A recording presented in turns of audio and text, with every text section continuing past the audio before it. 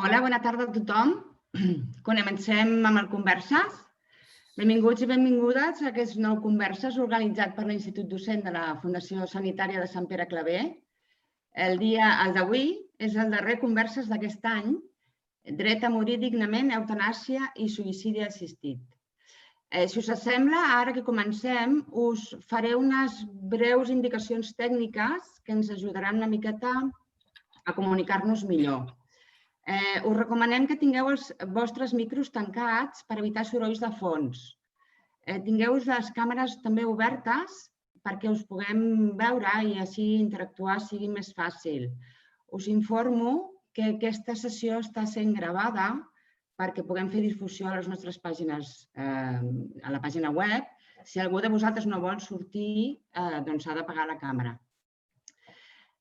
Alguns de vosaltres no teniu el vostre nom complet o el vostre nom a sota de la vostra imatge i us agrairíem que el canviéssiu per poder-nos dirigir a vosaltres amb més facilitat.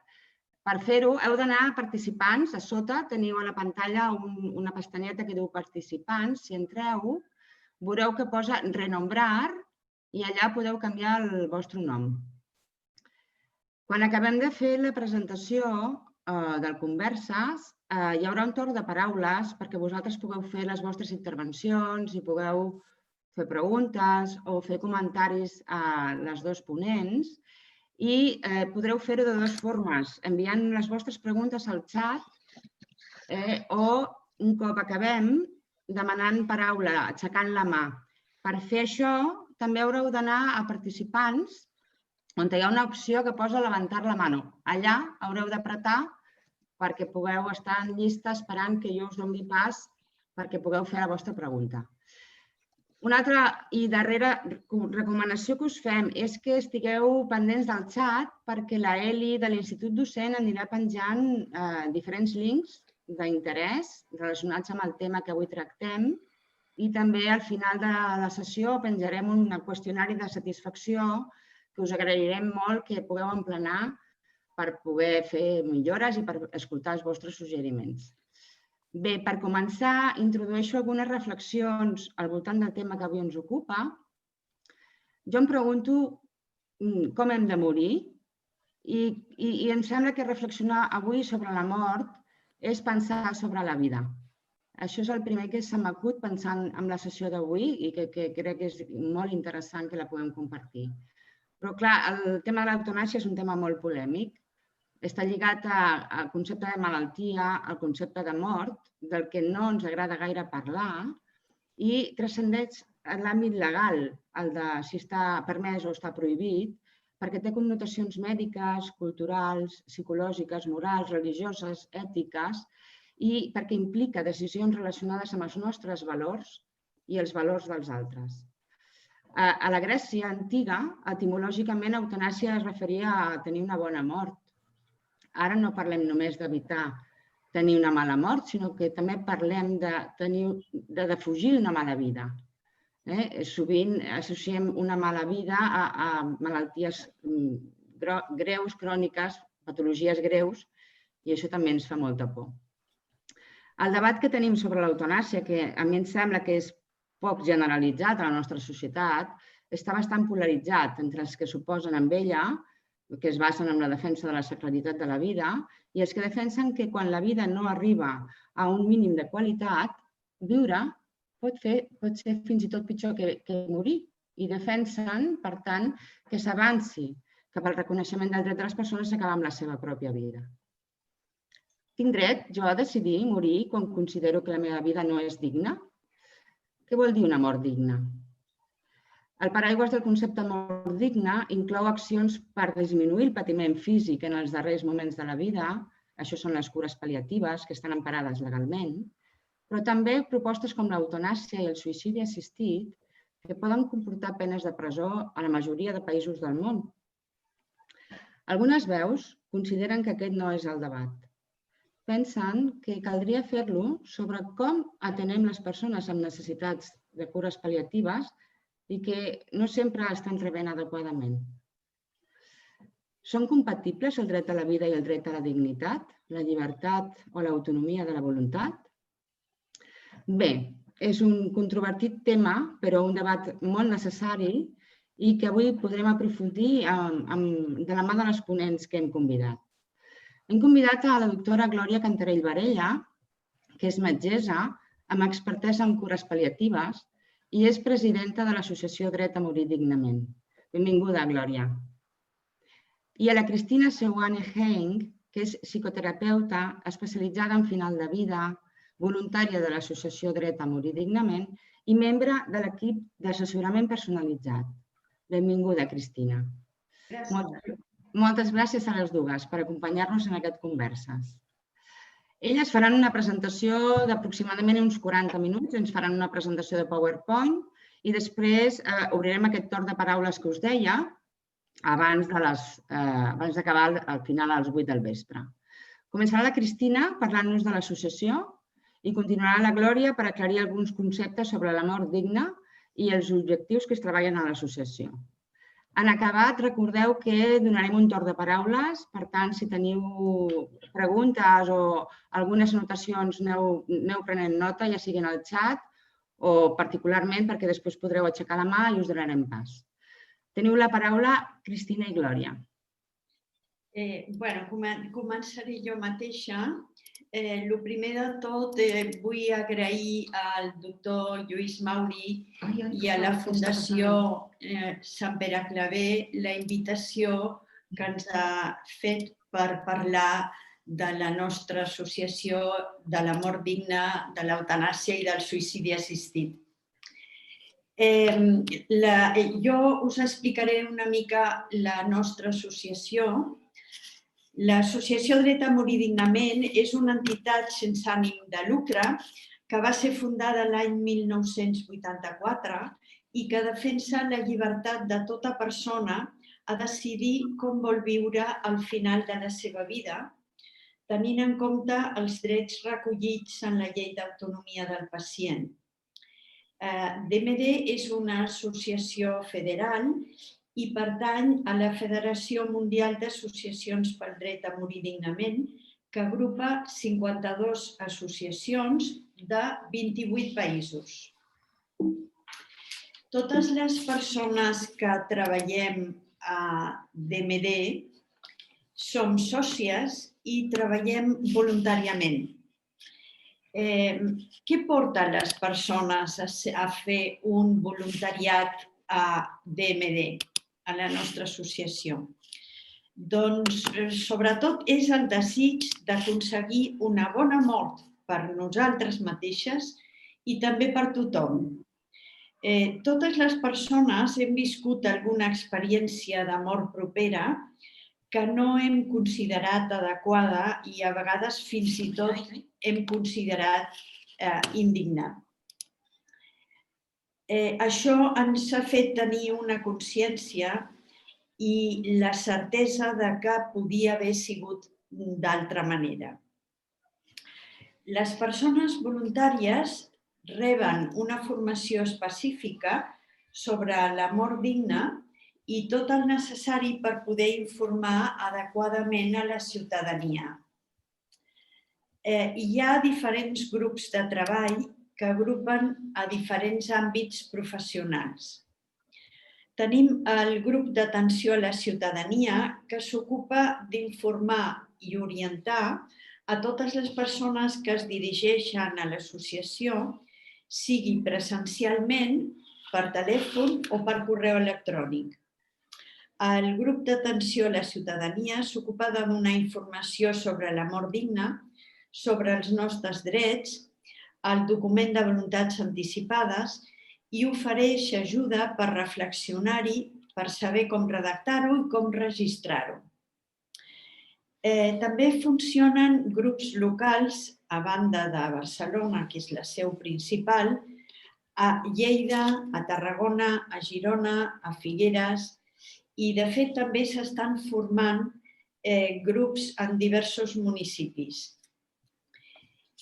Quan les persones plantegen una situació complicada que requereix un abordatge personalitzat, se les deriva a l'EAP. L'EAP és l'equip d'assessorament personalitzat, que està format per persones voluntàries del camp sanitari. Tenim metgesses, metges, psicòlegs, pedagogues, infermers i infermeres i treballadors socials.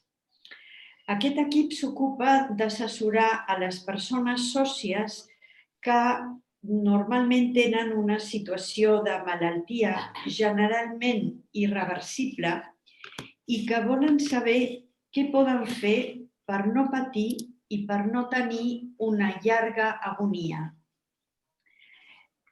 Us explicaré breument, he escollit una vinyeta d'un cas que vam atendre a l'EAP, aquest equip del qual formem part, tant la Glòria com jo.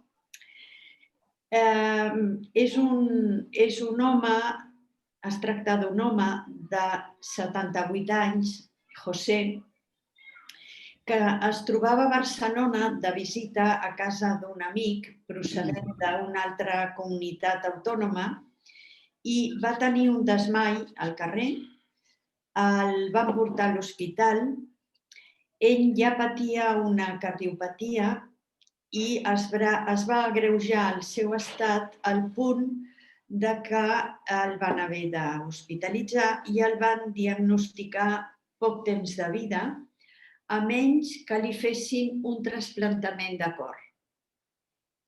Ell tenia fet el seu document de voluntats anticipades, que després la Glòria us parlarà també extensament, i era soci de la nostra associació no a Catalunya, sinó a la federal. Com us he dit, la nostra associació és federal, està en tot l'estat espanyol i és mundial també. Aquest senyor, en José, va manifestar a l'equip mèdic que no volia que li fessin el trasplantament, ja que la informació que li havia donat la doctora que el va atendre el va fer desistir. Li va dir que havia de passar molts mesos abans es recuperés i no li donaven gaires garanties. A més, depenia ja, des que va ser ingressat, d'una bomba que li feia les funcions del seu cor, molt sorollosa i que l'angoixava molt quan escoltava el funcionament d'aquesta bomba. I l'havia de portar, o sigui, havia de necessitar aquest tractament fins que arribés al trasplantament. Tot això significava bastant de temps. Aquest home, a més, era un home, em va explicar que era molt esportista, tota la seva vida havia fet esport i no concebia la seva vida sense la possibilitat de moure's, de caminar, de fer esport. I aquest panorama que li dibuixava la doctora no li agradava en absolut. Un amic seu, amb el que estava aquí a Barcelona, ens va trucar a l'associació per demanar ajuda, ja que en José tenia molts dubtes perquè el seu germà, l'únic familiar que tenia i que havia vingut a Barcelona per acompanyar-lo, l'insistia en que acceptés el tractament. De fet, el seu germà el va convèncer que acceptés el tractament i durant uns dies, en principi, va estar d'acord, però continuava amb els dubtes.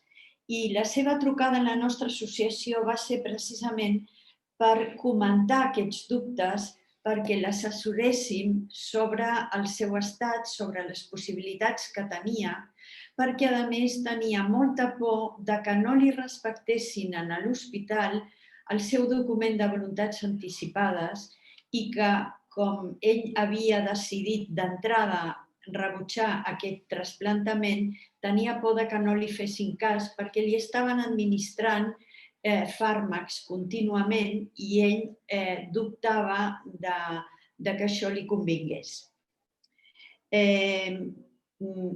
vaig anar a veure'l jo mateixa a l'hospital, en aquell moment estava jo per atendre les persones. Vaig anar a veure'l a l'hospital i realment vaig comprovar que la seva angoixa era aquesta, que no li respectessin la seva voluntat i que en el moment que ell decidís no continuar amb cap tractament, que no li fessin cas. Vaig parlar primer amb l'equip d'infermeres que hi havia en aquell moment que l'estaven atenent i em van remetre que parlés amb el metge, amb el cap del servei de la UCI de cardiologia de l'hospital on estava ingressat.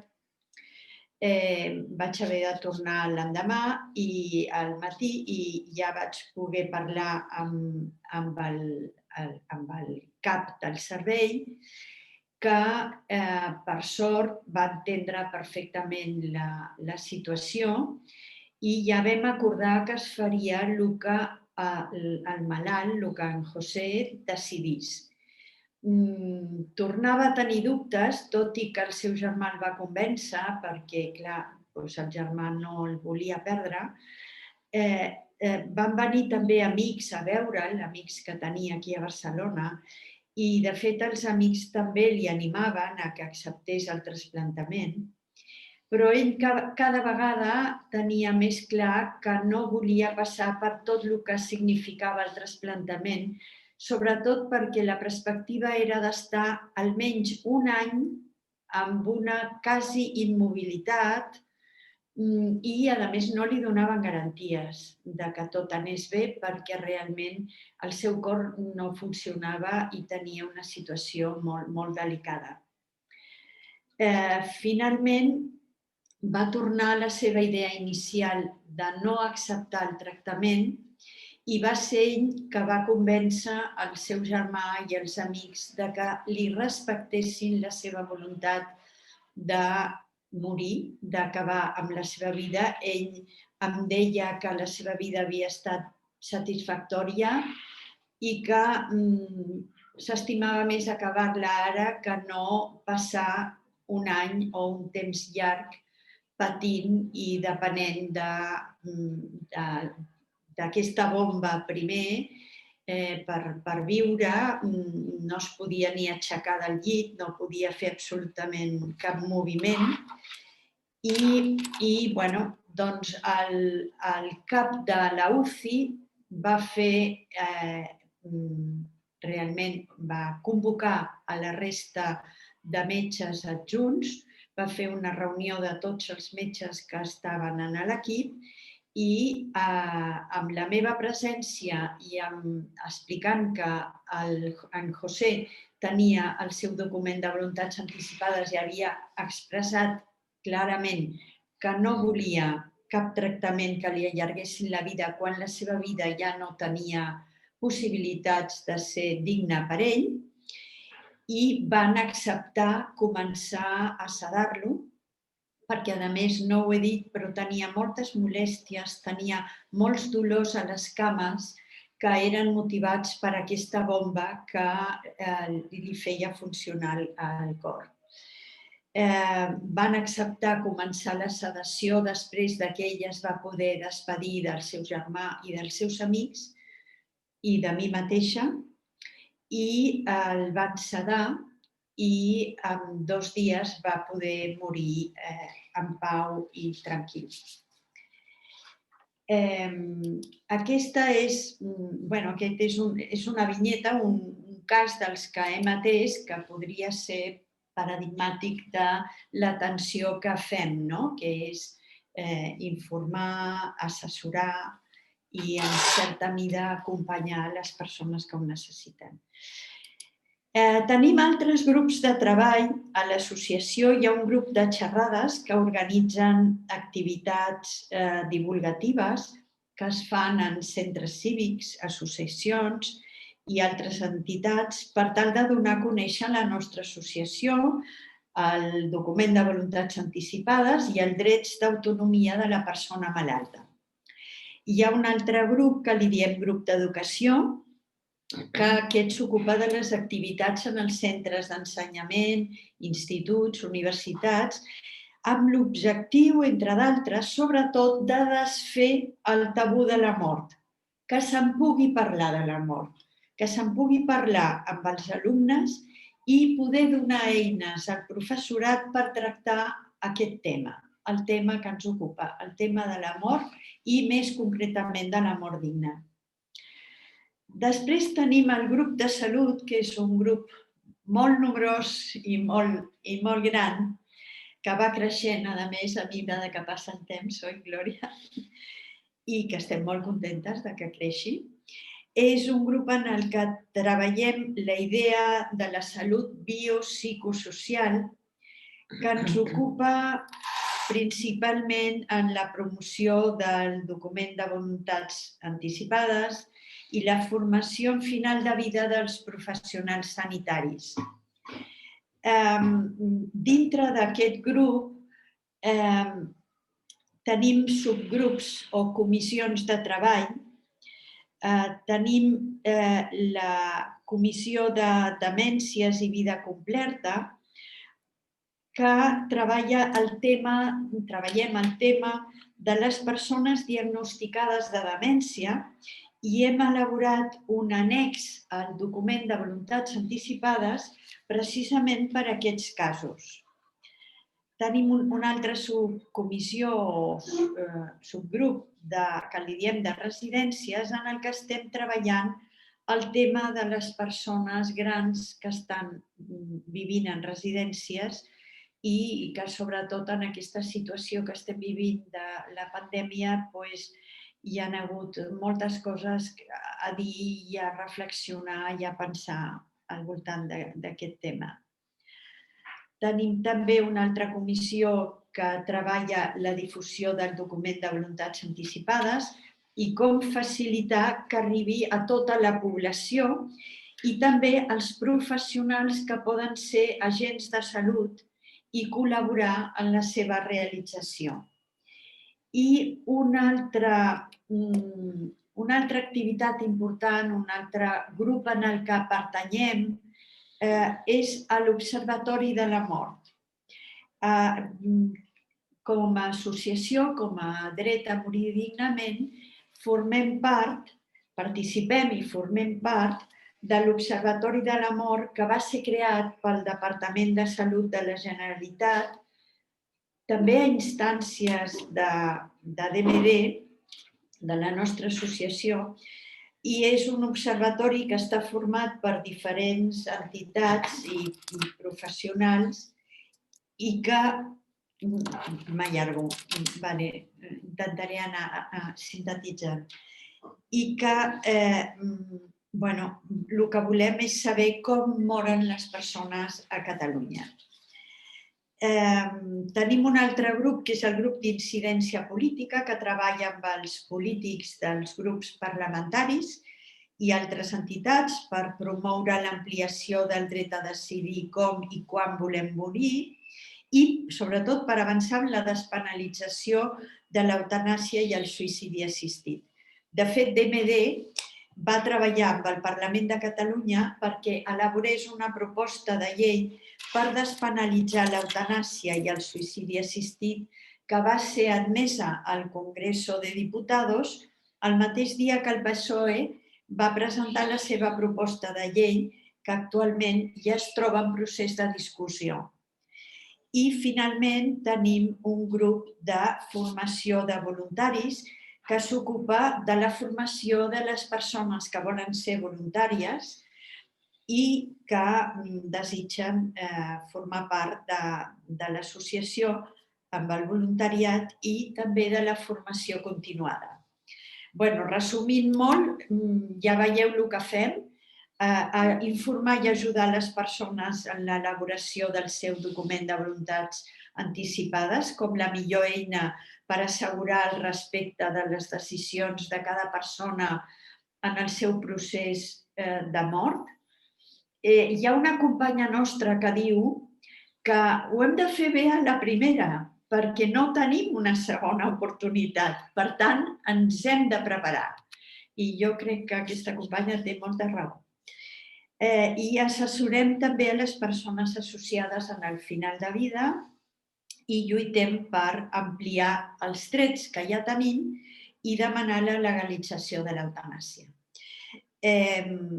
Ho deixo aquí per donar pas a la Glòria. Aquí teniu en la diapositiva la nostra adreça, la pàgina web, el correu electrònic i algun link d'interès que després tornarem a posar si cal. I passo la paraula amb la Glòria, que us parlarà ja més dels conceptes que ens interessen al voltant de la mort digna. Glòria. Gràcies, Cristina. Gràcies. A veure, miraré d'afanyar-me perquè són molts conceptes i voldríem tenir temps per després tenir un cert debat, d'acord? A veure, jo em remeto ara baixem a la realitat, a el que volem parlar, i començo amb això. Els objectius de la medicina no podem oblidar que són dos, amb la mateixa importància i categoria, i que és lluitar contra les malalties i ajudar els pacients a morir en pau. Durant molts anys, potser ens hem oblidat d'aquest segon objectiu de la medicina, perquè amb els avenços de la tecnologia mèdica doncs clar, hem pogut salvar moltes vides i això és molt bo, no? Vull dir, realment. Però no podem oblidar que quan no hi ha una possibilitat de curació hem d'ajudar la gent a morir en pau. I a mi m'agrada, hi ha totes aquestes persones que han dit això, no? Vull dir, l'últim que tenim aquí identificat és en Ramon Vallès, el doctor Vallès, que encara és viu. Però a mi m'agrada recordar el que deia Sir Francis Bacon. Sir Francis Bacon era un prohom anglès, polític, etc. I que en el seu llibre The Advancement of Learning, ell volia, en 1600, volia demostrar, volia que les coses es poguessin demostrar, vull dir, fer prova d'error. Era un científic, també. Però fixeu-vos que diu, incloc en l'ofici del metge no només la recuperació de la salut, sinó també mitigar el patiment i els dolors. I a més diu, i no únicament quan aquest alleujament pot dur a la recuperació, sinó també quan pot servir per donar sortida feliç i fàcil. Sir Francis Bacon, en 1600, ja estava parlant d'eutanàsia i de cures pal·liatives. Bé, llavors, entrant en tema, pensem quins drets tenim al final de la vida. Que tenim drets, però al final de la vida quins tenim? Quan estem malalts. Dret a rebre una informació veraç i comprensible. Això és un dret que tenim i que nosaltres reivindiquem sempre. Jo soc metge i a vegades els metges ens escudem en donar una informació plim-plam i ja està. No pot ser. Dret a rebutjar tractaments encara que aquests siguin de suport vital. Dret a fer el nostre document de voluntats anticipades, en parlarem després. Dret a viure amb dignitat el procés de la mort. Dret a rebre de cures pal·liatives. Tot això són drets que ja tenim. Després veurem una mica les lleis que els emparen. I drets que encara ens falten, doncs el dret a una mort voluntària, que seria la mort voluntària per eutanàsia o suïcidi assistit. Tot el tramvia parat aquí enmig. Perdó. A veure, quan comencen aquests drets? Fixeu-vos que total és en 1986, amb la Llei General de Sanitat. Quan l'Ernest Lluch era ministre de Sanitat, va fer aquesta llei. L'Ernest Lluch era amic del Salvador Pàniker, que en aquell moment era el nostre president. Llavors, en aquesta llei ja s'introdueix el concepte de consentiment informat i la lliure elecció de pacients. És veritat que amb aquesta llei es referia sobretot als assajos clínics. Penseu que abans d'aquesta llei els metges que volien fer un assaig clínic no tenien per què demanar permís a les persones. O sigui, realment aquí ja és un gran avenç. Després d'això, aquí tenim el conveni d'Oviedo. El conveni del Consell d'Europa dona nom o agafa el nom de la ciutat on es celebra. Llavors, el conveni d'Oviedo és un conveni del Consell d'Europa per la protecció dels drets humans i dels éssers humans en l'aplicació de la biologia i la medicina. I aquí ja s'introdueix el reconeixement del dret dels pacients a la informació una altra vegada, al consentiment informat una altra vegada i ara s'introdueix el dret al testament vital. Quan el Consell d'Europa fa un conveni d'aquest tipus, al cap de 3 anys és d'obligatori compliment. Llavors, què va passar? Doncs va passar que el Parlament de Catalunya va fer una llei, la llei 21/2000, sobre els drets d'informació concernent la salut i l'autonomia del pacient i la documentació clínica. En aquesta llei, al capítol 4, respecte al dret de l'autonomia del pacient, l'article 6 diu que tenim dret al consentiment informat una altra vegada. Però fixeu-vos que hem d'anar reivindicant els drets que tenim, perquè per si sols no s'aguanten. Les excepcions a l'exigència, això ens portaria bastant temps a explicar, i a fer el document de voluntats anticipades. Això és un resum molt resumit, però si us interessa, aquesta llei és interessant. Llavors, el 2002, l'estat espanyol va fer la Ley Básica Reguladora de la Autonomía del Paciente, los derechos y obligaciones en materia de información clínica y documentación. De fet, un parlamentari que estava als 2 llocs va dir que era pràcticament una traducció de la catalana. Pero fixeu-vos, el respeto a la autonomía del paciente, consentimiento informado, límites del consentimiento por representación, quan la persona no es pot expressar, condiciones de la información y consentimiento por escrito, instrucciones prèvies. Instrucciones prèvies és el nom que es dona al testament vital, al consentiment informat, al document de voluntats anticipades, té diferents noms, però estem parlant del mateix document. Llavors, una altra llei que ens empara és l'Estatut de Catalunya, que en el seu article 20 diu que tota persona té dret a viure amb dignitat al procés de la mort. Totes les persones tenen dret a rebre un tractament adequat del dolor i cures pal·liatives integrals i a viure amb dignitat al procés de llur mort. Això, si ho aconseguíssim aplicar a tothom, és que el 96% de les persones podrien morir bé. El que passa és que és un desplegament que costa. I després hi ha un altre document, que no és una llei, però que està avalat pel Parlament, que és la Carta de Drets i Deures de la Ciutadania en relació a la salut. És un document molt interessant, que val la pena de llegir, i aquí només agafem el que correspon al dret a viure el procés de final de vida d'acord amb el seu concepte de dignitat. O sigui, tothom té dret a viure el procés de final de vida d'acord amb el seu concepte de dignitat. No tenim temps d'allargar-nos, però penseu-hi amb el concepte de dignitat. Jo no puc dir el que és digne per una altra persona. La dignitat és personal i intransferible. El que és digne per mi, potser no és digne per una altra persona. I està molt lligat a l'autonomia personal i a la llibertat individual. Aquesta carta diu que la persona té dret a viure el procés que s'esdevingui fins al final de la vida segons la seva concepció de dignitat.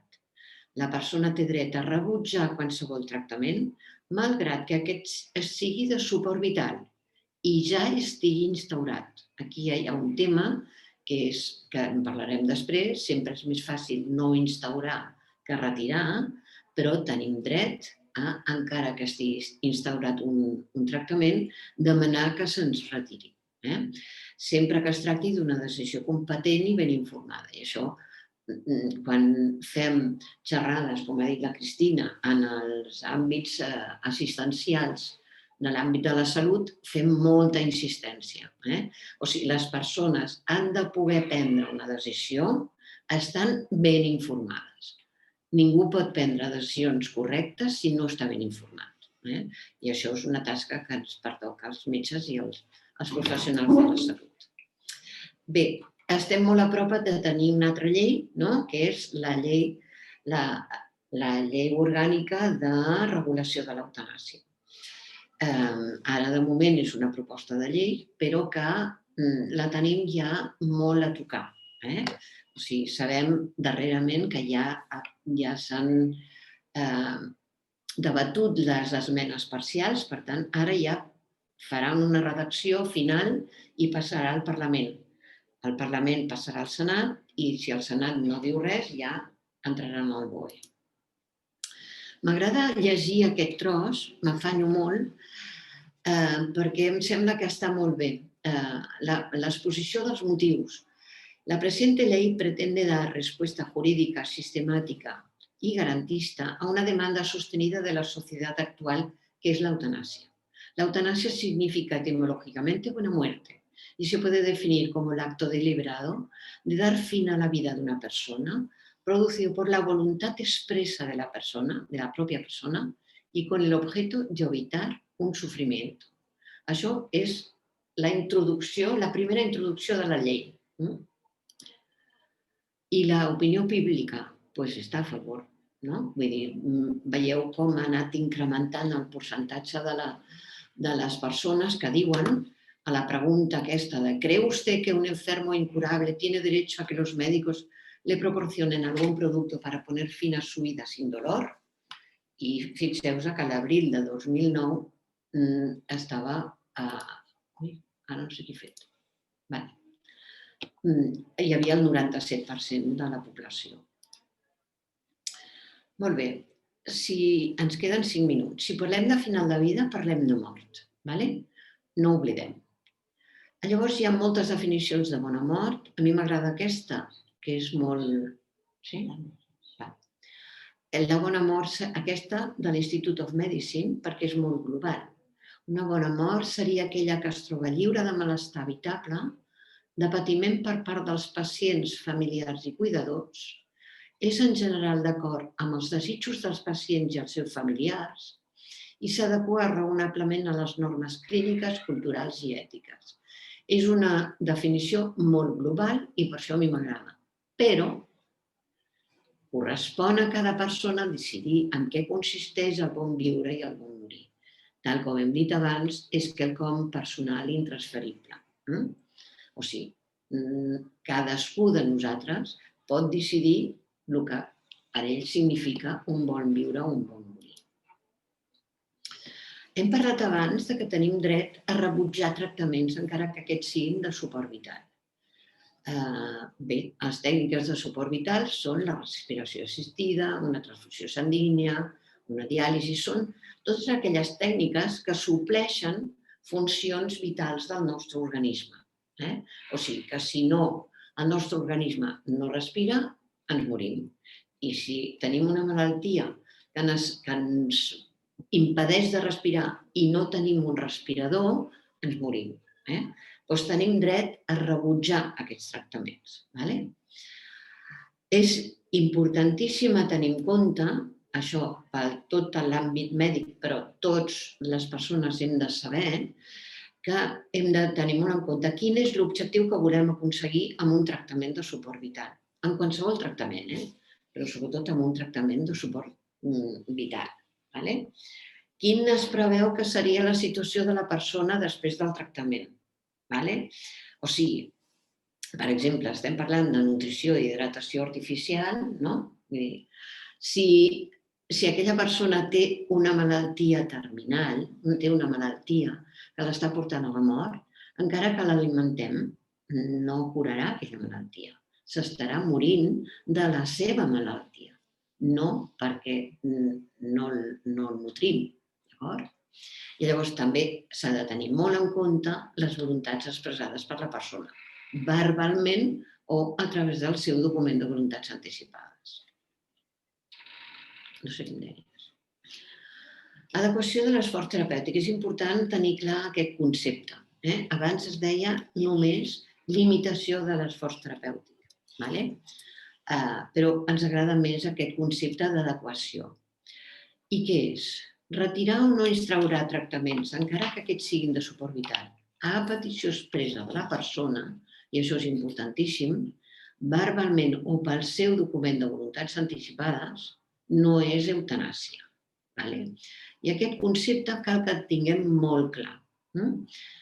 Hem dit que nosaltres podem rebutjar tractaments, per tant, retirar o no instaurar tractaments no és eutanàsia per part dels metges, sinó és complir amb la nostra voluntat per la qual tenim dret. I la no instauració o retirada de tractaments fútils tampoc és eutanàsia. I són fútils aquells tractaments que no aporten cap benefici real. I això nosaltres sabem que a vegades es fa. O sigui, per què posem una nutrició? O perquè la família es quedi tranquil·la. Mira, cuidado. O perquè li fem algun tractament a aquesta persona que no li servirà per res, per la seva malaltia. Doncs per quedar-nos tranquils nosaltres perquè fem alguna cosa, això és un tractament fútil i no és fer una eutanàsia, sinó que és una bona pràctica mèdica.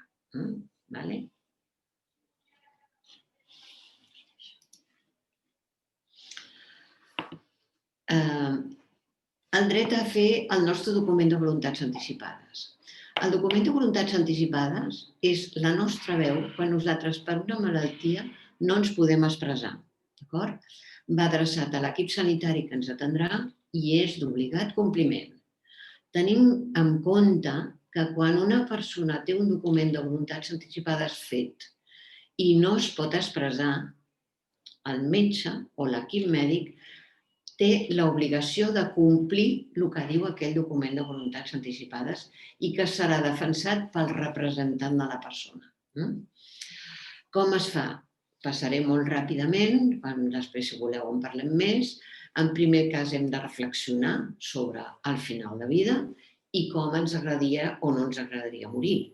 Aquí ve molta gent a fer el seu document de voluntats anticipades i moltes vegades les persones venen perquè han viscut una mort propera i que diuen jo no vull morir d'aquesta manera. Què puc fer? Doncs el primer que podem fer és escriure el nostre document de voluntats anticipades. És que estava amb una demència molt avançada i li van posar una sonda per alimentar-la. Cuidado, si hem dit al nostre document de voluntats anticipades que això no ho volem, tenim tot el dret a que no ens posin una sonda per alimentar-nos. O sigui, hi ha el dret a rebutjar qualsevol tractament. Fins i tot un tractament antibiòtic amb una infecció quan estem en una situació de final de vida. Després cal redactar el document, després aquest document ja serà legal, però per donar-li més força legal és bo registrar-lo al Departament de Salut i és importantíssim designar una persona que ens representi si nosaltres no ens podem expressar. Aquesta persona haurà de dir el que nosaltres volem. Molt bé, aquí us he posat 2 exemples. És el nostre document de voluntats anticipades. Si qui vulgui pot entrar a la web i el veurà. I aquest és un annex que hem fet molt preocupants nosaltres pel tema de les demències, precisament per persones diagnosticades d'una demència o que tenen por de tenir una demència. Sempre diem, i això també ens ho ha ensenyat la persona que ens ha ensenyat a nosaltres, que el DBA és un regal. És un regal per nosaltres perquè protegeix els nostres drets i ens dona tranquil·litat i nosaltres podem donar fe que això és així perquè la gent que ve a fer el seu document de voluntats anticipades, un cop l'han fet, es queden més tranquils. És un regal per la nostra família perquè en moments durs no hauran de prendre decisions, sinó que les haurem pres ja nosaltres. I és un regal per l'equip mèdic que estarà orientat de com aquella persona vol que s'actuï. Tenim dret a les cures pal·liatives. Bé, no em puc estendre. L'objectiu de les cures pal·liatives és aconseguir la millor qualitat de vida fins a la mort de la persona. Llavors, amb un tractament final, quan no podem ja controlar els símptomes d'aquella persona amb els tractaments habituals, tenim un as de la màniga, que és la sedació. La sedació vol dir disminuir el nivell de consciència d'aquella persona perquè no pateixi. Quan no podem controlar o un dolor, o un deliri, o uns vòmits, o un ofec, tenim aquest últim recurs que haurem de parlar amb la persona i amb la persona interessada i amb els seus familiars. I jo, per pròpia experiència, us puc dir que quan una persona està patint molt i li dius, mira, és que l'única possibilitat que tinc de disminuir aquest patiment és disminuir el seu nivell de consciència, et diuen, sí, sisplau, sisplau. O sigui, jo no m'he trobat ningú que em digui no. I això no és eutanàsia. D'això abans es deia eutanàsia indirecta. Això no existeix. L'eutanàsia indirecta no existeix. L'eutanàsia sempre és una acció directa. I això abans els que eren contraris a la sedació deien que això era una eutanàsia indirecta.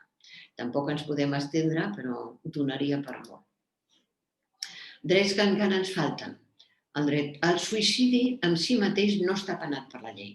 O sigui, jo em puc suïcidar i no està penat per la llei. Fa uns anys hi havia tot un problema, però ara no. El suïcidi assistit vol dir que no és que jo em suïcidi, és que algú m'ajuda a suïcidar-me. La persona que m'ajuda a suïcidar, aquesta persona està penada per la llei. I això és el que deia Ramon Sampedro. Ramon Sampedro deia, el suïcidi no està penat. O sigui, jo em podria suïcidar, però és que no puc, perquè estic tetraplègic. Llavors, jo l'únic que demano és que la persona que m'ajudi no sigui perseguida per la llei. No la penalitzin.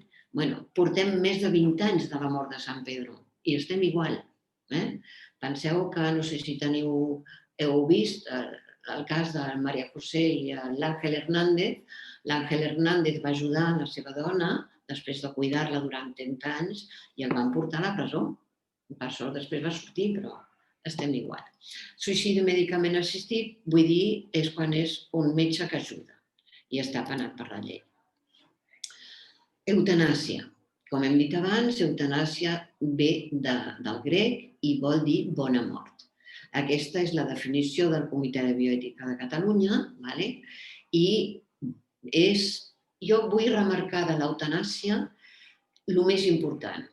O sigui, l'eutanàsia és quan una persona diu jo no vull viure més i vull morir. L'eutanàsia és l'acció que fem perquè aquella persona mori tranquil·lament. Però què és el més important de tot? És que és a petició expressa i reiterada de la persona. O sigui, si la persona no ho demana, això no és eutanàsia, seria un suïcidi, per compassió, si tu vols.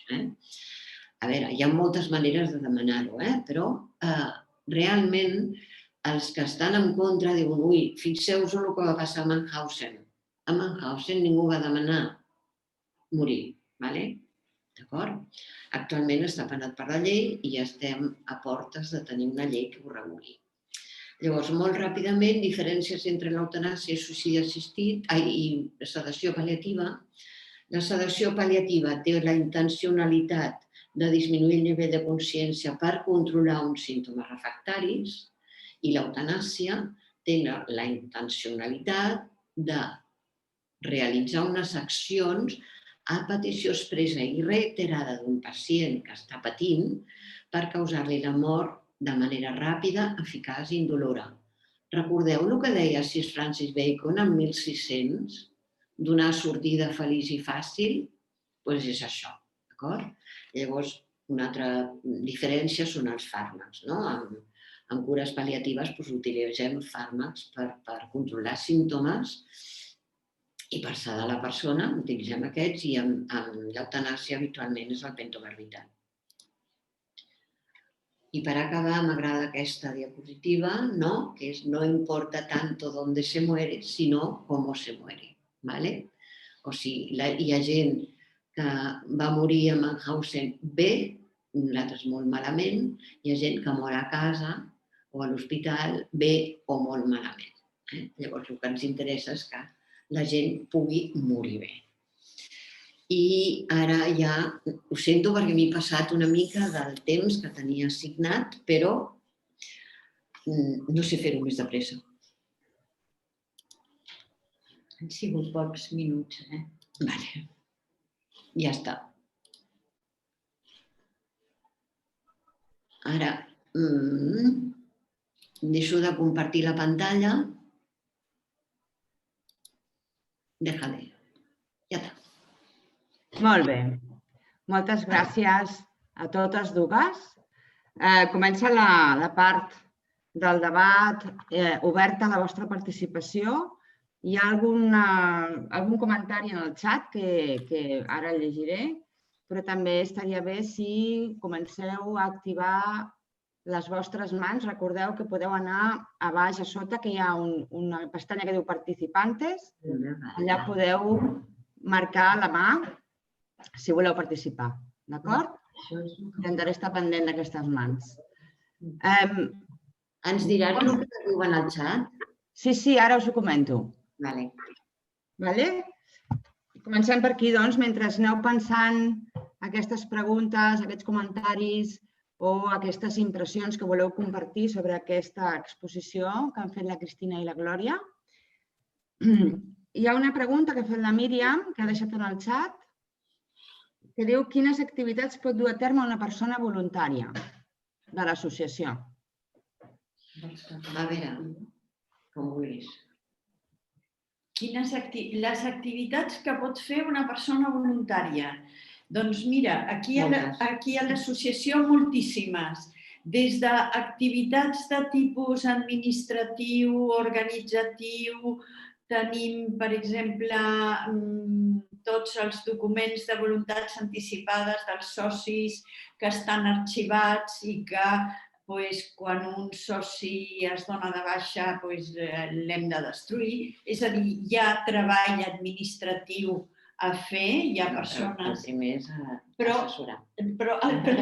No, jo ho deia perquè tenim feina de molts tipus. Aquesta és l'administrativa, però la primera feina dels voluntaris és la d'informar a totes les persones que s'adrecen a la nostra associació per demanar informació sobre el document de voluntats anticipades, el que deia la Glòria, potser han tingut una experiència de mort propera que els hi ha impactat i que volen saber què fer per no patir una mort amb patiment o de la manera que han vist que no era apropiada ni adequada. Poden incloure's en els diferents grups de voluntaris de treball per fer xerrades amb quantitat d'entitats que ens ho demanen, com són biblioteques, centres cívics, residències, àmbits hospitalaris. En l'àmbit hospitalari s'estan fent també xerrades en CAPs, en centres d'atenció primària de salut, per exemple, també amb professionals de treball social, de serveis socials que també volen tenir idea de com aconsellar una persona que potser se'ls adreça amb problemes de final de vida. També, perdona, també ens demanen, per exemple, estem fent tant a Girona com a Tarragona formació, o sigui, fem una classe a la Facultat d'Infermeria. O sigui, ens demanen que fem una classe de final de vida i que els expliquem la diferència entre tant això que hem estat explicant ara, a infermeria o també anem a hospitals, als comitès de bioètica, molts àmbits, es pot treballar molt. El primer és l'assessorament de les persones amb el document de voluntats anticipades i els drets al final de la vida. També el que fan els voluntaris és que tenim com permanències, no? Procurem que hi hagi 2 voluntaris a l'associació en el local de Barcelona i en els altres punts locals que hi hagin 2 voluntaris preparats per atendre el telèfon o la porta a tota persona que vingui i que vulgui qualsevol tipus d'informació o que tingui qualsevol situació familiar o que es vulguin fer socis, també els hi facilitem, perquè nosaltres vivim de les quotes dels socis. Som una entitat sense ànim de lucre i que en principi no rebem... I això ens permet, i a més ens ho han permès, que el document de voluntats anticipades no solament el fem, l'ajudem a la persona a reflexionar, sinó que el tramitem al registre. Per tant, es pot registrar aquí. Habitualment això ho fèiem només pels socis, però arrel de la pandèmia i les dificultats que hi ha als laboratoris, als CAPs, ara ho fem sense necessitat de ser soci, només per temes de protecció de dades i tot plegat, el que els tenim com a simpatitzants, però hi ha persones que no cal que es facin sòcies perquè els hi tramitem el document de voluntats anticipades. Ens ha semblat que és facilitar una mica aquesta tasca que nosaltres creiem tan important. També participem quan hi ha fires, ara amb la pandèmia tenim tot bastant parat, però quan hi ha la fira de gent gran, hi ha fires que es fan sobretot a Barcelona i a d'altres ciutats, sempre que podem participem. Hi ha una comissió de voluntaris i voluntàries que amb fulletons i amb explicacions la gent s'adreça a nosaltres i els hi expliquem la nostra feina. Una altra pregunta. Sí, una altra. Us llegeixo una altra pregunta. En quins casos la família pot decidir que el malalt no sigui conscient de la gravetat del diagnòstic per no generar-li més patiment? Perdó? No s'entén, oi? Sí, que jo ho he entès, em sembla. En quin cas la família pot no dir-li al malalt la gravetat de la seva malaltia, no? Bueno, cuidado. És que, no ho pot fer. De fet, és que no hi ha... Aquest cas no existiria. O sigui, no ha d'existir. No ha de ser. Tota persona té dret a saber, a conèixer el diagnòstic de la seva malaltia i no solament el diagnòstic, sinó també el pronòstic. De fet, podries parlar tu, Glòria, de les decisions compartides, no? A veure, és que ara... Sí, treu-te tu. M'atrec jo una mica, si no, no se'm sent. A veure, això és un tema, clar, que perdoneu que no l'havia entès. O sigui, el destinatari de la informació és la persona malalta. Els metges hem de saber quan una persona no vol rebre informació, perquè és veritat, però és la persona que ha de dir que no vol rebre la informació. La família. La família no. Els que fem cures pal·liatives, jo sempre dic, i segur que algú m'entendrà, a vegades entra un malalt amb una família darrere que et fa senyals de fum. O sigui, calli, no li digui res, i això, quan la persona, tu li obres portes i finestres perquè pugui expressar els seus dubtes i el que la persona està visquent, habitualment et diu jo ja sé que m'estic morint, però no vull parlar perquè no els vull angoixar. I la família diu que no li volem dir perquè es deprimirà. Llavors, si una persona que accepta rebre la informació, que no ha dit explícitament o implícitament jo no vull ser informat, la condemnem a no poder parlar, la condemnem amb una soledat que és increïble. O sigui, realment s'ha d'explorar sempre amb tota la cura necessària que la persona pugui rebre la informació que necessita. Sí. Però la família no pot impedir-ho, Us trasllado una altra pregunta. Què passa si estàs inconscient i sense possibilitat de curació? Pot la família decidir el final? Tampoc. A veure, amb això ens trobem moltes vegades. Si la persona no ha fet el seu document de voluntats anticipades, per això insistim tant en el document de voluntats anticipades, la família el que pot fer és, si estan tots d'acord, la família, explicar a l'equip assistencial, aquesta persona, el meu pare, la meva mare, el meu fill, el que sigui, no hagués volgut mai passar per això. I nosaltres ho sabem. Però això no té cap valor legal. Té el valor que pugui tenir, que l'equip assistencial entengui aquella situació i realment faci una adequació de l'esforç terapèutic. Però no es pot exigir, sempre ha de ser una conversa i que tothom estigui d'acord, perquè si no, és veritat que els metges, sobretot, tenim por, perquè hem estat denunciats. Usted lo que ha hecho ha sido matar a mi padre, a mi madre o el que sigui. Llavors, si la gent, si la família està totalment d'acord, nosaltres tenim preparats uns documents amb els quals poder parlar o poder demostrar a l'equip assistencial que aquella persona no hagués volgut mai arribar a aquesta situació.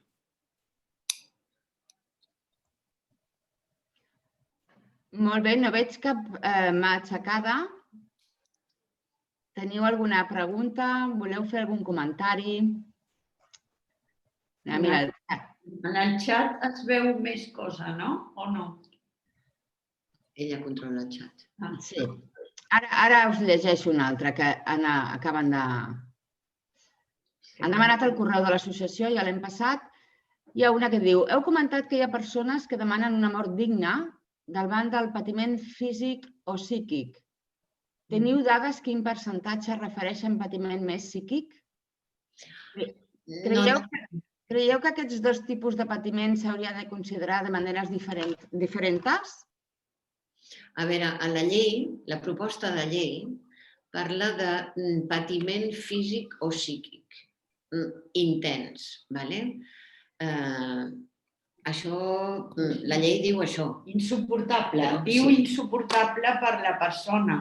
Sigui físic o psíquic, Sí, perquè, clar, hi ha persones que el patiment no és físic, és psíquic. Per exemple, el cas del Sant Pedro o d'altres casos de persones amb tetraplègia.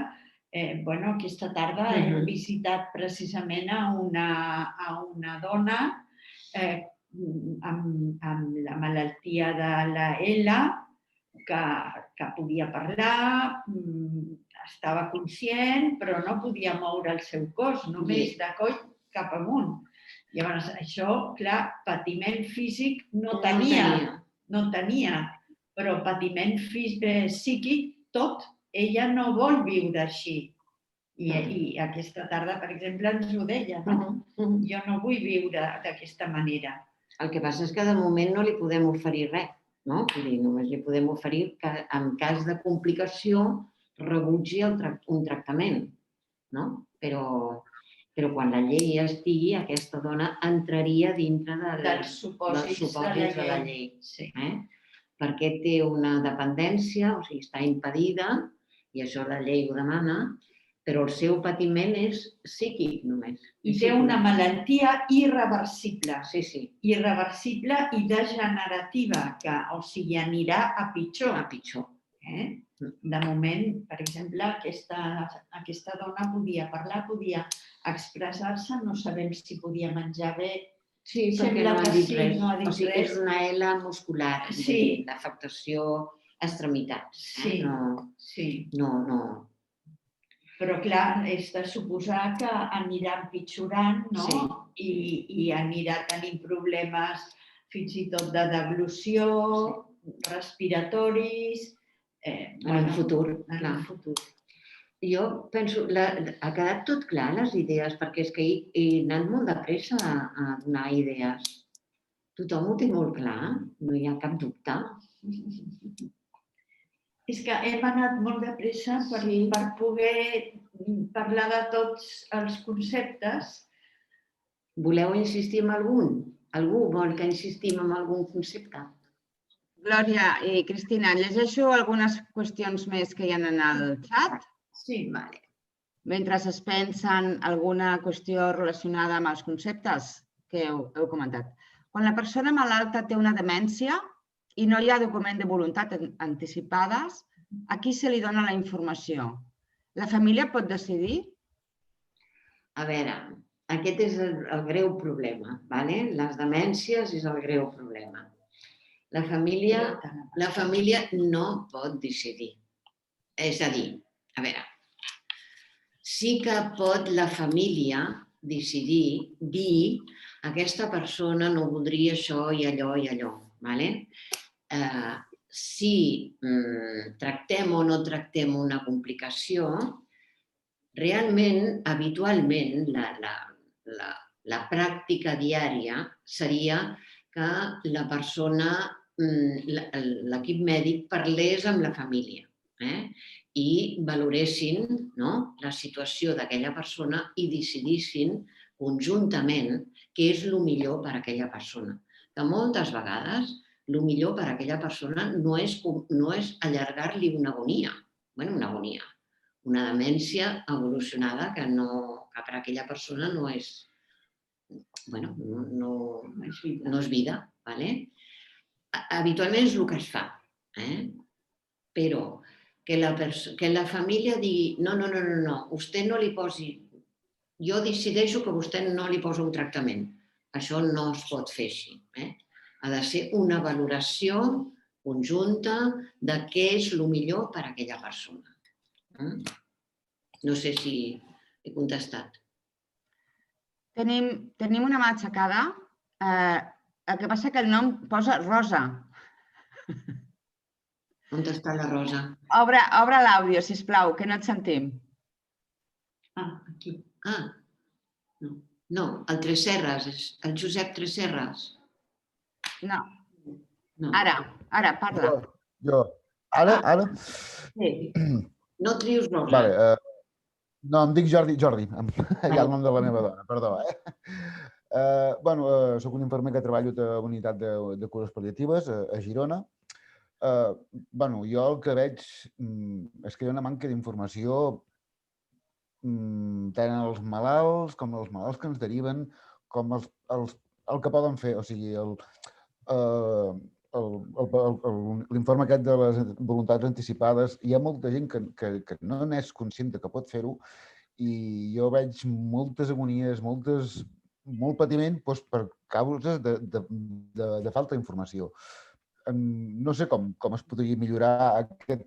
que la gent realment ho sàpiga, perquè moltes vegades també ve molt manipulat pel que deies tu, de famílies que et fan senyals de fum, no li diguis això, no li facis l'altre.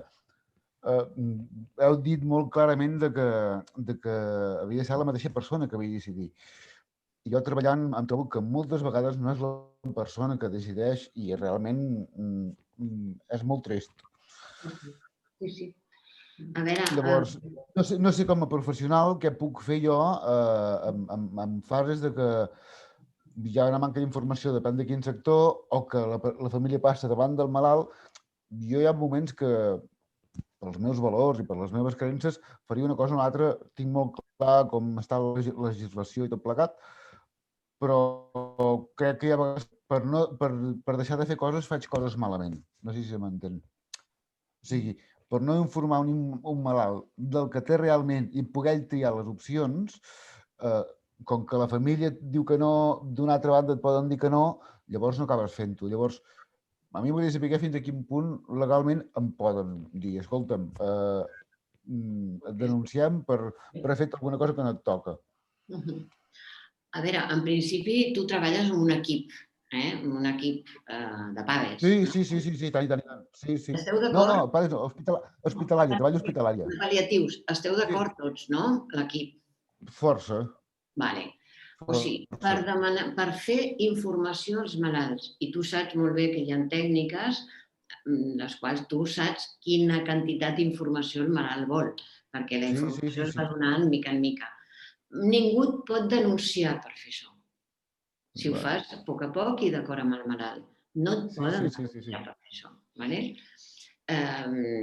Llavors, el que s'ha de fer és fer-ho ben fet i el que sí podeu fer és expandir-ho, vull dir, divulgar-ho. Sí.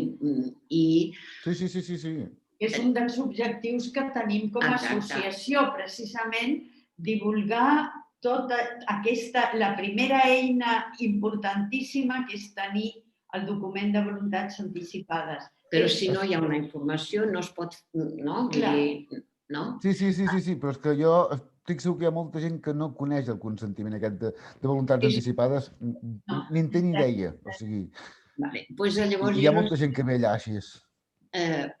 On estàs de cures pal·liatives? A Palamós? No, al Santa Caterina. A Santa Caterina? Al Santa Caterina. Doncs fomenteu els de cures pal·liatives que a Santa Caterina es faci, el comitè de bioètica faci una sessió clínica d'hospital per informar. Exacte. Per informar i explicar. Informar els drets que tenen els malalts. Que sí. O sigui, és veritat que els professionals moltes vegades no els coneixem o no els hem volgut conèixer, però és que les persones malaltes i les seves famílies tampoc es coneixen. Llavors, una de les coses més importants a fer és, per preservar els drets dels malalts, és parlar amb les famílies per explicar-los que la vida té un final i que si s'estima una persona que vol marxar, se l'ha de deixar marxar. Perquè tots tenim l'experiència de la família que diu faci el que pugui, tregui'l, de la manera que sigui. Perdó? No? No, a veure, com voldrà aquesta persona? O sigui, o fem divulgació a tots nivells o no ens en sortirem. Oh, i tant! Jo diria una altra cosa també. En segons quines institucions, jo no sé si aquesta de cures pal·liatives en la que tu treballes, jo crec que quan ingressa una persona que ja l'equip mèdic veu que està en final de vida, ja seria qüestió de parlar amb el malalt i amb la família de, aquesta persona preguntar-los, té el seu document de voluntats anticipades fet? Si no el té i la persona encara és capaç de signar-ho, d'entendre-ho, de fer-ho, doncs ajudar-lo a fer-lo. El mateix que estem parlant de cara a les residències de gent gran.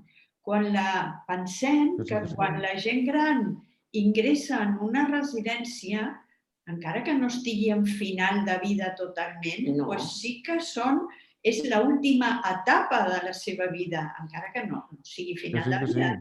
Però jo penso o pensem que una de les coses importants seria que la residència, en el moment d'ingressar, no dic el primer dia, pot ser uns dies després, però una de les coses que seria bona és donar informació tant als futurs residents com als familiars de, tenim aquest document, si vostè vol, el podem contemplar, li podem explicar, perquè és precisament per pensar que quan arribi el moment més tard, quan sigui, que la persona pugui tenir una bona mort i que la família també pugui tenir un bon dol. Perquè, clar, després ve el dol, els dols complicats, perquè la persona ha mort amb una contradicció, potser aquella persona volia morir abans, la família ha fet tots els possibles perquè no morís, jo què sé. Es donen contradiccions molt grans que després dificulten l'elaboració d'un dol. Cristina i Glòria. Coses que costen. Ens hem engrescat, tenim 15 preguntes i tenim un quart d'hora. Ens hem engrescat. Començo a llegir-les. Us demanaria que poguéssim anar... Un minut per pregunta. Moltes gràcies. A tu. En Josep Treserres ens diu, quan heu parlat de dignitat, en parlar de morir, heu dit que segons la seva concepció de dignitat. En ètica, quan parlem de dignitat, sempre diem que és inherent a la persona pel sol fet de ser persona. No seria més correcte parlar dels valors que té la persona i no de la dignitat? La pregunta l'he feta jo i no sé si m'he explicat bé. Sí, És que, sí. clar, m'ha cridat molt allò de dir el que és digne per un igual no és digne per un altre. Jo crec que tot és digne per tothom, vull dir, la dignitat és inherent a la persona. Llavors, segons uns valors, una cosa serà adequada o no serà adequada per una persona. Però veurà que la dignitat és mesurable o és diferent per les persones, és que m'ha cridat molt l'atenció, vull dir, no és... Sí, tens tota la raó, O sigui, a veure, jo he parlat de dignitat, no? De que és... Quan me'n volia referir als valors, per exemple, o sigui, per mi, que m'hagin de rentar o que estigui possibilitada que m'hagin de rentar, és un valor que jo no vull perdre, no?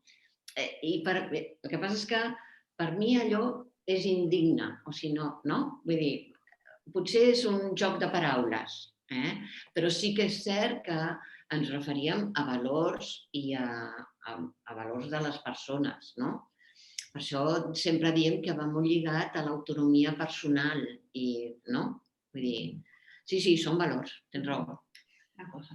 De fet, quan ajudem a fer el document de voluntats anticipades, una de les coses que es fa és pensar en això, en els valors de cada persona i hi ha apartats per assenyalar quins valors són prioritaris. Passem a una altra pregunta. Sovint les persones grans tenen por de deixar constància del que volen per la seva mort. A l'hora de fer el document de voluntats anticipades es tiren enrere, però coneixen què volen. Quan arriba un punt en què la persona no pot decidir i apareix un familiar proper que demana quelcom diferent al que la persona ha anat dient, per exemple, els treballadors d'una residència, què s'acaba fent? El fet de registrar-ho en un programa o curs clínic ens pot donar prioritat? A veure, és complicada aquesta pregunta, Jo diria que quan una persona ja no pot parlar, no pot expressar-se, és el que hem dit abans, no? S'ha de parlar amb la família, però no sé, tu com ho diries, això? Bueno, jo diria que la família ha d'expressar el que vol, però que també hem de saber com a professionals, sobretot els professionals que treballen en residències, com seria aquesta suposició, ha de conèixer la persona que ara no pot expressar-se, però que abans sí que s'ha pogut expressar. I tot i que no tingui el seu document de voluntats anticipades fet, segurament ha fet algun comentari respecte a el que vol o a el que no vol. Tenim casos de persones que ens diuen clarament jo ja no sé què faig aquí, no et diuen vull morir, però et diuen jo ja tinc 90 anys o 95 o 80, els que siguin, l'edat no és l'important. L'important és aquesta sensació de cansament vital, de dir jo ara ja no tinc ganes de seguir, ja no tal. Llavors, si els hi arriba algun episodi que els posa en situació de no poder-se expressar, jo crec que el bo fora que la família estés d'acord en ajudar aquella persona a morir bé i a no tractar-la amb tractaments fútils ni allargar-li la vida. I això tant la família com els professionals de la residència. Això seria l'ideal. Clar, quan això no es dona, quan no hi ha una mateixa opinió o percepció, és quan hi ha problemes. Llavors sí que ens ha passat alguna vegada que ens han demanat a l'associació intervenir perquè potser un fill d'una persona resident estava a favor que ja no se li posés un tractament al seu pare o mare i els altres fills no. Aquí hem tingut reunions de diferents fills per posar-los d'acord a veure què feien. També és una cosa que hem fet. I una altra cosa molt ràpida que volia dir i que és una experiència, sempre diem la gent gran no vol parlar de la seva mort. Això no és veritat. Som nosaltres que no sabem com afrontar aquesta conversa amb la gent gran. És la nostra por i de la família i dels professionals d'afrontar aquesta conversa amb les persones grans, perquè després ho sents a l'autobús, no? Mira, pobreta, ella no ho hagués volgut mai, però, clar, com que no n'han parlat... Cristina i Glòria, la mateixa pregunta però a l'inrevés, no? Què passa amb els menors d'edat amb malalties terminals? Això jo ja no ho sé, jo no ho puc parlar. Bueno, Jo els nens no puc. els nens, en principi, els menors d'edat no poden fer el document de voluntats anticipades, per tant, no poden expressar el seu desig. Són els pares, com a tutors, els que decideixen què fer. Però sí, els pediatres pregunten... Sí, és que és el que anava a dir. Ara em deia la Glòria que els pediatres sí que pregunten als nens, perquè a partir dels 12-14 anys es considera que s'ha de tenir en compte l'opinió del menor. Al igual que passa amb els judicis. Quan un menor va a un judici per el que sigui, perquè els pares s'han separat i s'ha de veure com és el règim de visites o amb qui viurà i tal. Els jutges demanen als menors a partir de... En aquests casos familiars encara l'edat baixa, crec que és a partir dels 8-9 anys, però en temes de salut, crec que és a partir dels 11-12 anys que ja es pot demanar al nen o la nena, però l'última decisió és dels pares, perquè són els tutors. I com a tutors són els representants i els que tenen el dret de decidir. Jo crec que en aquest cas també convindria fer un treball conjunt professionals, o sigui, equip mèdic i pares, per veure de posar-se d'acord i tenir en compte naturalment l'opinió del nen o nena, perquè a més hi ha nens que són molt madurs i que precisament per tenir una malaltia greu i una malaltia que potser això els porta a estar a final de vida, la maduració personal es dispara i són nens i nenes molt madurs que saben perfectament el que volen i el que no, i que moltes vegades els nens són els que diuen i els hi diuen al pare o a la mare jo ja no vull continuar. O fins i tot acaben morint quan el pare o la mare surt de l'habitació perquè se'n va a prendre un cafè o el que sigui i el nen, diríem, aprofita, per dir-ho així, per morir-se, també per no fer-li mal al pare o a la mare. Tot això són els vincles i les relacions paternofilials que en aquests moments es posen amb molta dificultat, no? I jo crec que cal que els professionals puguin acompanyar d'una manera molt propera aquestes famílies per tal que puguin acompanyar el menor que està en situació greu. Sí, i a mi em consta que els pediatres ho tenen molt en compte, els pediatres que tracten nens a final de vida.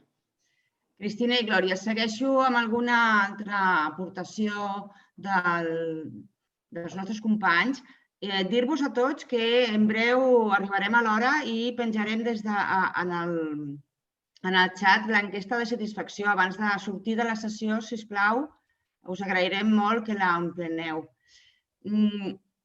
Prendre una decisió sobre la mort és un tema complex, diu el Lluís. Heu parlat de decisió competent i ben informada. Heu abordat a l'associació aquesta circumstància? Alguna recomanació sobre com acompanyar aquestes persones en aquest procés? Perdona, podria repetir? Sí. Perquè has llegit molt de pressa i no he retingut bé. Heu parlat de decisió competent i ben informada. Sí. Heu abordat a l'associació aquesta circumstància? Alguna recomanació sobre com acompanyar aquestes persones en aquest procés? A veure, sí, recomanació. Anant per parts de com ha formulat la pregunta. Primera recomanació a les persones, demanar molt educadament, però demanar tota la informació per poder prendre decisions. Això és el primer. Perdoneu, un moment, perquè és que no he formulat bé la pregunta. Al que em referia, estava parlant de persones que poguessin estar afectades, persones que poguessin, que per qüestions de discapacitat, poguessin tenir dificultats per elaborar tant com la seva demanda, com per, en aquest cas, com poder donar suport a aquestes persones. És el que estava parlant. Quan heu parlat del tema, que ha de ser una decisió competent i ben informada, clar, jo el que em trobo és que potser hem pogut tenir persones que han pogut expressar aquesta demanda, però precisament per qüestions de malaltia mental o de discapacitat intel·lectual li ha pogut estar negada. Negada inclús a nivell judicial. És això el que plantejo. Primer, com poder treballar aquesta circumstància amb aquestes persones, perquè també tenen dret. Segon, saber si teníeu alguna experiència i com l'heu abordat. A veure, tenim alguna experiència i són temes molt complicats, molt complexos, molt difícils. Primer, hi ha persones que estan incapacitades però per determinats aspectes. Per exemple, hi ha persones incapacitades per manejar els seus diners però no per prendre decisions sobre la seva pròpia persona. O persones amb malalties mentals que quan estan ben controlades i no estan incapacitades legalment, quan estan ben controlades mèdicament, posem per cas una esquizofrènia, són persones que quan estan ben medicades i ben controlades són competents i llavors es pot parlar amb elles i poden prendre decisions. Si no poden prendre decisions legalment, la nostra recomanació és parlar amb la mida que es pugui amb la persona conjuntament amb el seu tutor, que serà qui legalment pugui prendre la decisió, el tutor. Però sempre intentant de tenir en compte el màxim que es pugui expressar la persona afecta. Vull dir, no sé si era això el que preguntaves. Treballo precisament a una fundació tutelar i això s'ha donat. I el cas que estic pensant, el jutjat la va tirar enrere perquè considerava que la persona no estava en condicions de prendre aquesta decisió. Jo el que parlo és de com poder fer accessible tot aquest procés a una persona que, pel motiu que sigui, pot tenir dificultat a accedir-hi. Es tracta d'això, d'una mica, si sabeu. Perquè, clar, jo com tutor ja sé que puc decidir, però vull fer-lo amb la participació el més conscients possible de la persona. La pregunta està ahí. Com puc fer accessible una qüestió tan complexa com aquesta? Si coneixeu eines, si coneixeu altres experiències, perquè a mi m'agradaria conèixer-les, és això, és més... És precisament per la meva condició de professional d'una fundació pel qual us pregunto. A veure, la Cristina pot dir millor perquè ella és psicòloga, però és complicadíssim, complicadíssim. És molt complicat i sempre serà intentar que la persona, malgrat les incapacitats que tingui, buscar les maneres de fer-li comprendre la situació. És que, clar, no ho podem dir així en general. Hauria de ser la persona concreta, saber quina problemàtica té, quines deficiències intel·lectuals, fins a on arriba. Per exemple, ara m'ho invento, si té una edat mental de 7 anys, li hauràs de parlar com si parlessis a un nen de 7 anys. Per exemple, el tema de la mort, el concepte de la mort, els nens l'acostumen a tenir entre els 6 o 7 anys. Si aquesta persona no arriba a tenir una edat mental de 7 anys, ja sabem que li pots parlar de la mort però no ho acabarà d'entendre, no? És que, clar, hem de buscar les eines que ens ajudin a comunicar-nos amb aquella persona i a través de la comunicació normal i habitual que es té amb la persona i coneixent a la persona, intentar arribar a plantejar-li el tema de final de vida o de malaltia o del que sigui que té en aquell moment per saber una mica quina seria la seva voluntat o el seu desig. El que no podem és interpretar que no és possible i de vegades no és possible. Darrerament hem tingut un cas que estem treballant. O sigui, hem buscat documentació, hem vist que el Comitè de Bioètica de Catalunya tenia un escrit fet sobre aquest tema, hem parlat amb advocats, amb jutges, vull dir, és molt complexa, però el que tu dius és la forma de contactar amb aquella persona malgrat les seves deficiències, no? I això és el que s'ha d'intentar per tots els mitjans. De que sigui actiu, de que jo com tutor eviti el prendre la decisió que jo considero que és l'adequada, sinó que sigui la que la persona, des de les seves dificultats, considera adequada. Clar. Sí, és així. Se m'ocorre també que, tot i que sigui una mica així com molt directe, doncs el que tu consideris que és adequat per la persona, transmetre-li a veure quina reacció té la persona davant el que tu penses que és millor per ella i veure si acceptaria o no. Però això en última instància. És molt individual, això, no? Sí, és que depèn de cada cas. És cas per cas. Sí. Gràcies. Estem sobre l'hora. Tenim temps de fer alguna altra pregunta, si algú vol afegir alguna cosa. Hi ha 37. No? Hi ha una mà aixecada, espereu que no la veig. Dolors Nadal. Obre el micro, Dolors. On està? Si no, no et sentirem. No la veiem. No la veiem. Dolors? Has d'obrir el micro. Si no, no et sentim. És que no sé on buscar, És que no veiem a la Dolors, perquè, a veure, posa aquí vista, a veure si... Dolors? No parla. Dolors Nadal. No, ha aixecat la mà però té el micròfon tancat. Ara em sentiu? Ara, Dolors, ara. Pots parlar. No la veiem, però la sentim. No, és que no tinc. Ah, vale, no té imatge. Pantalla, no. No, és que jo, precisament el meu cas és sobre una filla discapacitada, i llavors no acabo d'entendre aquesta postura de que no puguem els pares decidir, tenir aquest dret, perquè ella difícilment podrà expressar-ho. Llavors... No, però si sou els tutors, sí que podeu decidir. És que sou els que decidireu. O sigui, si jo deixo unes voluntats anticipades sobre el seu final, això es respectarà. Bueno, això ja és un altre tema. És que aquest és el problema, no? Això ja és un altre tema que suposo que haurem de veure també amb juristes.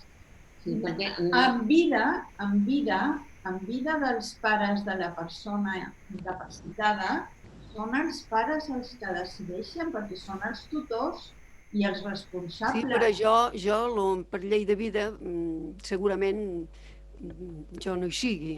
Hauria de poder deixar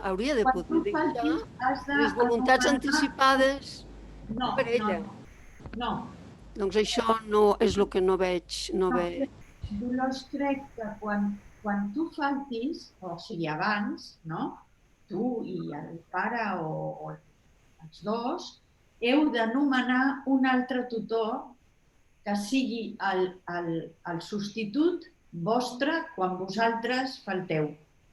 I llavors, que pot ser una persona o pot ser una entitat tutelar.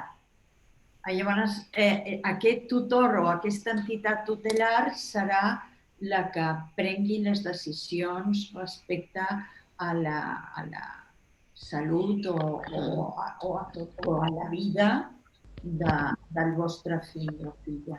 Però si aquesta entitat no coincideix amb el... És clar, és que el que heu de fer és buscar ja, quan vulgueu, una entitat o una persona amb la qual pugueu parlar i que estigui disposada a respectar el que vosaltres voldríeu. Exacte. En principi, l'entitat hauria de respectar el que nosaltres decidim. Exacte.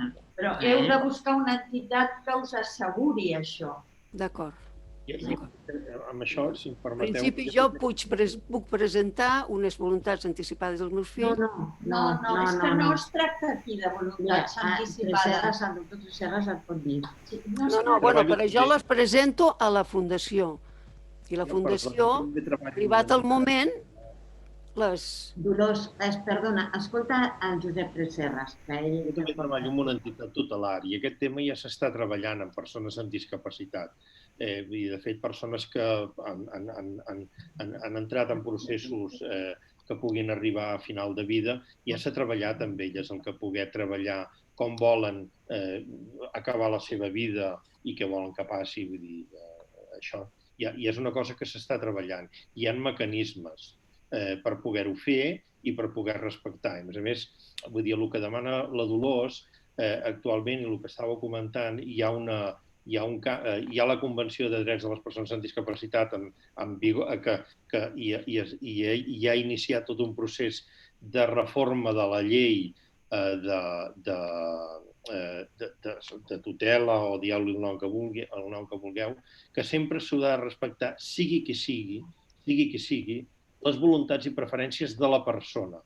I llavors, l'obligació de tothom que estigui al voltant de la persona és buscar els mecanismes necessaris per poder esbrinar d'una manera clara o interpretar d'una manera clara quina és la voluntat de la persona. Si la persona no es pot expressar, s'haurà de mirar el seu entorn vital, familiar, etc., quins eren els valors que tenien i com ells ho vivien, i és de suposar que la persona, si ella no es pot expressar, seguirà els mateixos valors familiars. I amb això ja callo. D'acord, és que em referia sobretot als tractaments, per exemple, agressius o tractaments complicats, que no patissin, evitar tot tipus de tractament. En fi, em referia amb aquest aspecte, no? Però ja s'està treballant, Això ells difícilment no poden valorar. Jo el que no vull és que la meva filla pateixi. La vida, si no porta més benefici que el dolor sobrepassi el benestar, vull dir, per mi no té sentit, no? I això difícilment ella ho podrà valorar. S'ho referia en aquest sentit, no? Però és que és el que ha dit el Josep Tresserras, o sigui, has de pactar i ja s'està modificant la llei perquè tot això es tingui en compte. Si ella no pot decidir, vosaltres sí que podeu dir, nosaltres sabem, voldríem que la cosa fos així, per lo millor per ella. D'acord. Molt bé, gràcies. Gràcies. Moltes gràcies, Dolors. Moltes gràcies, Glòria, Cristina, per les vostres paraules. No et sentim. Deia que moltes gràcies, Dolors, i moltes gràcies, Glòria i Cristina, per les vostres paraules, per tot el que ens heu anat fent pensar al voltant d'aquest tema tan complex, però tan necessari de poder compartir. Jo crec que si estiguéssim una estona més encara sortirien més coses, però ara ja hem de plegar. Moltes gràcies a tots per participar en aquest Converses i esperem que tinguem ocasió l'any vinent, en les properes converses, de seguir compartint. Moltes gràcies a tots. Moltes gràcies a tothom per la participació. I esperem que hagi sigut profitós, no sabem, no? I que us esperem a tots els que vulgueu a l'associació per rebre-us i per parlar del que us interessi, explicar-vos, donar-vos fulletons informatius. I si sabeu d'algun lloc que necessitin que els anem a explicar coses, ens ho dieu i tranquil·lament anirem. Sí. Vale? Molt bé, moltes gràcies. Gràcies. A vosaltres. Adéu. Adéu. Gràcies. Adéu. Adéu. Gràcies.